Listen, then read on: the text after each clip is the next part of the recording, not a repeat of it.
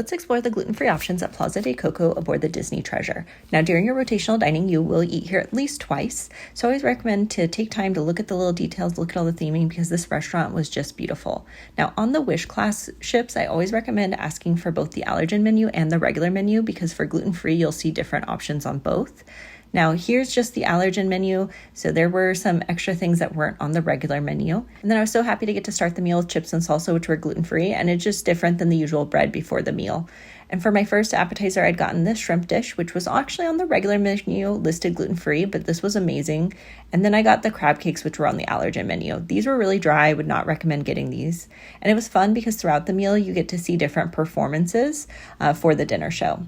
For the entrees, we got the chicken. I would recommend this. This was probably the best item I've gotten at the restaurant. The rice was perfectly done. The chicken was perfectly done. And then we also got the short rib to share. This was pretty good, but not as great as the chicken. Then dessert, I tried this carrot cake along with an apple bread pudding. These were a little dry, but it's always fun to try new desserts. And then later in the cruise, you'll head back to Coco for the second dinner show. So here's the allergen menu for that show. You'll start with chips and salsa again, and then for my appetizers, I'd gotten a tortilla soup along with the chips and guac. Didn't love the tortilla soup. The chips and guac were also just okay. The chips were a little soggy, so I would recommend just having the guac with your regular chips. And for our entrees, we had gotten the carnitas.